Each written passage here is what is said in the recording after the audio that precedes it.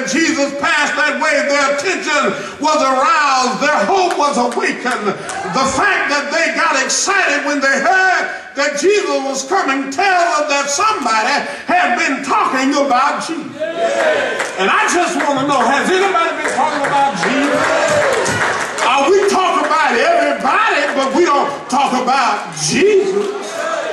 We talk about the pastor, we talk about the first lady, we talk about the brothers, we talk about the choir, we talk about the ushers, but do we ever talk about Jesus? I'm talking about the man who calms the raging sea, the man who said, let there be, and there was. I'm talking about my friend. Do y'all know my friend? Let me tell you about my friend. Let me tell you about my friend. He's the greatest. Yeah. Have you heard it? I heard that a while ago. And have you heard? These men heard that Jesus was passing by.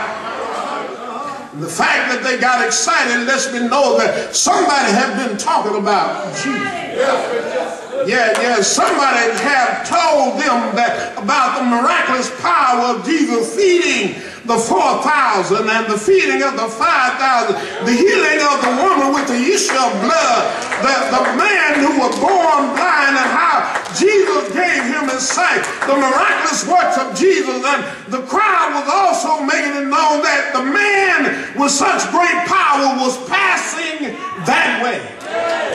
And they got excited, they got enthused with the fact that Jesus was passing by. And I wonder, do we get excited on Sunday or any day of the week that Jesus is passing by? Because if we get excited, then we would be here on time for church. And I'm not talking about at 11 o'clock. Church starts at 9:30. I believe that's when Sunday school starts. Hello, somebody. It gets us excited to know that Jesus is passing by. And if that's the case, then we ought to be in a hurry like Mama and them, excuse me, not good English, but Mama and them used to be. Yeah, they get in a hurry to get to church on Sunday morning. They would make their way to the church house because they understood that there is a sweet relief in knowing that the Lord will make a way. Somebody know what I'm talking about. Has he ever made a way for you? Then there shouldn't be any problem with you getting excited about that Jesus is passing by. These blind men had heard so much about Jesus that they knew that if relief was going to come to them, it would be through him. I read a story about a spiritually blind man that attended a 3-night revival service. Upon leaving church the first night, he said, my, what a preacher. Upon leaving the second night, he said, my, what a preacher.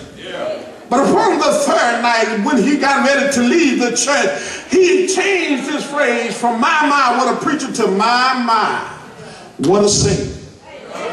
Because somebody had talked about Jesus.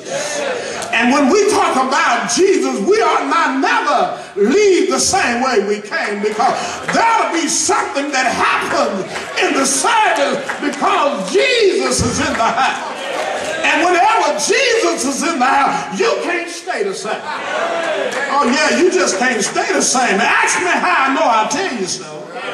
Because I wasn't always where I am, because it was always told. I would hear my Sunday school superintendent, he would see me as I would pass by. He said, boy, you're going to be a preacher. And I wouldn't say to him publicly and out loud. I say to myself, he must be crazy.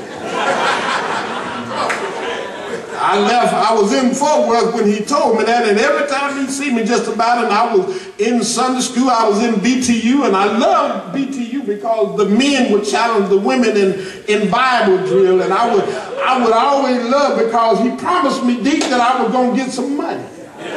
And so I made it in my mind, young people, that in order for me to get the prize, I had to learn the different books of the Bible and know where they are and how to get there real quick. And so I figured it out that if I hold my Bible in my hand, the Old Testament is in my left hand. And if I hold the Bible up on this side, the Old New Testament is in my right hand. And so therefore, when he would say something about Genesis, ain't no need me looking back in Revelation. Hello, somebody. And what that says to us is that we need to know where the books are. So I learned where they were, and I figured them out real quick, faster than ever. I would lose every now and then, but if every Sunday they came up for that challenge, I was ready. They had aroused their attention because they heard that Jesus was passing by. Thirdly, they made good use of their present opportunity. They cried that day. That day was their day. They did not say, we will wait until the next time when he will pass this way again. They did not ask about who was in the crowd and what would they say. They saw that day as their opportunity of healing. And I want you to know today is your day.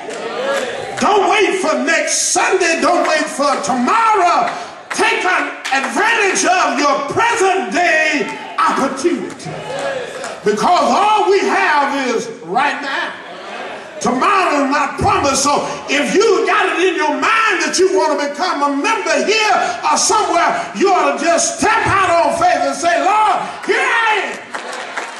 Just as I am, with all my baggage, all my drama, all of my problems. Lord, here I am, because you said, if I cast all my cares upon you, he cares enough for you. Yeah, he cares. He cares. He cares. Today is your day. We should never waste our present opportunity of improving ourselves if it can be done in a way that is pleasing to God. Today is your day. Jesus is time, but we don't know how much time we have. So much is going on around us till we need to know that the time is not long as it used to be. We do know he's soon to return, but will you be ready?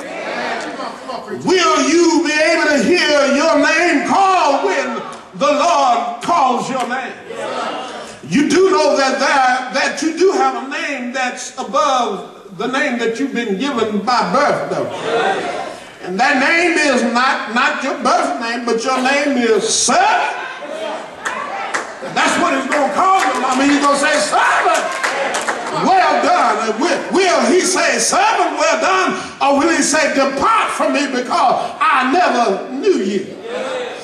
To know him is to, the power, Pastor been saying that, is to know him in the power of his resurrection. And to know him is to have an intimate relationship with him.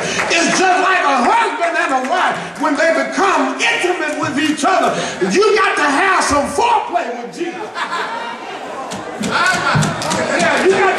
You just can't jump right off into it.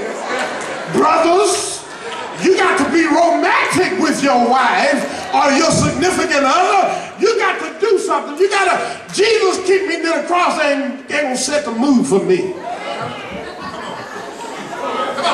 I'm from the old school. Put me some Barry White on or some Isaac Hayes. I stand accused of loving you. Hello, somebody. I know y'all don't listen to that.